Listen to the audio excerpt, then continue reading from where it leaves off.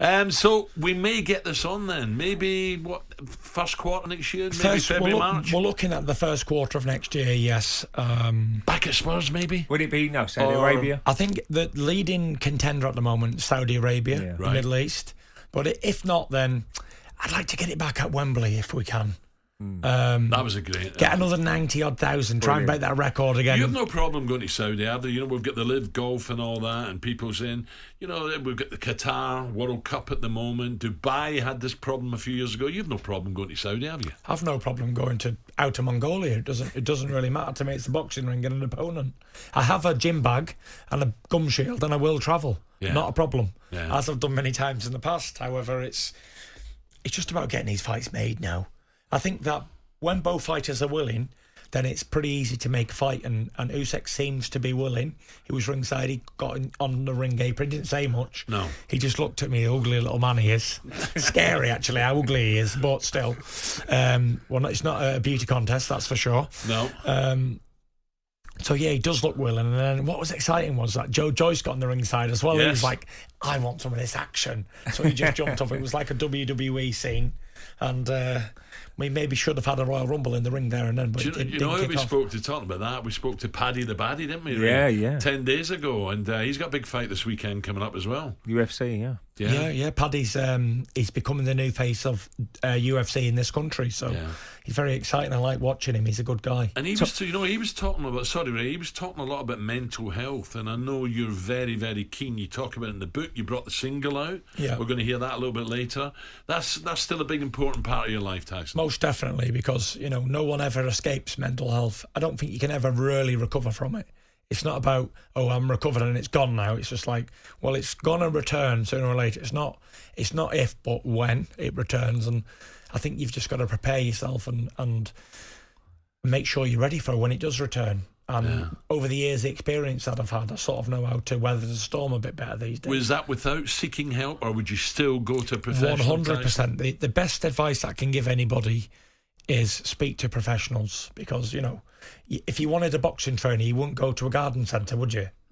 No. So yeah, absolutely. You've got to go seek professional advice and take it on board and see what the professionals say. In the olden days, though, people were scared to, because it was a bit soft, wasn't it? That's changed now. People have highlighted like your good self. It's out there more now. It's a lot more focused on these days, and this slogan, "It's okay not to be okay," that's gone massive. It's everybody's speaking about their problems these days, where, say, 10 years ago, you was looked upon maybe as a weakling if you come out and said I was had problems mentally, because you can't see it. It's not a physical illness. Then it's sometimes it's overlooked, but anxiety, depression, and all that sort of stuff, paranoia and anxiety attacks and things, I wouldn't wish them on my worst enemy, to be fair. It's Are you worried it could come back to you? Are you worried? Always, it can come back, and it will come back. It's like the Hotel California verse. You can check out any time you want, but you can never leave. You can never leave, and that's what it is. So, you must be fed up with people saying to you, "You're going to ever fight Joshua?" Now, we had Frank Warren on talkSPORT, wasn't it? And he was saying, "Look, we was ready to go. We was going to give 40%, and they still don't want to know." It's unbelievable. Will that ever happen, do you think? I don't know, how long is a piece of string? How long do we have? Maybe you've called him out many times. Many times, but maybe that fight can happen when we're both 55 years old. One for the good golden oldies. I don't know. It hasn't happened all this time, and it doesn't even look like happening at the moment. He doesn't hold any belts. I'm the champion. I've offered him the fight, but he didn't take it. So it is what it is. I'm not here to slate him. He's got his own reasons, and I'm not here to call him any names at all. I've got my own business to think about. I've got Usyk, who seems to be very willing as of yet. But, however, I must mention this. Usyk was offered the fight instead of Derek Chisora for December, and they said no. So they said, we're going to wait till next year. So we'll see. We'll see how good the man's word is. He's been undisputed cruiserweight champion. He's fought Joshua twice. I think he's had 4 fights heavyweight now. So we'll see. I think he's willing. He looks willing. And we're looking to Do you put on see an him amazing show. Would he trouble you at all, Tyson? I know there's respect there because he can box, this guy. Yeah. But your reach and your height advantage and your power is surely too much for him. I would like to think that there's not a man born yet that can beat me in my own era, for sure. But, you know, you can never underestimate anybody. I trained so hard for Derek, even though I've beaten him twice before. I put a 9-week camp in. I was celibate for 7 weeks for Derek Chisora. That's how much I respected him as an opponent. And I trained really hard for him. And it was like, everyone was saying, well, you've already beat the guy. Why are you doing all this sacrifice? I'm like, I'm making sure that he don't beat me in the third one.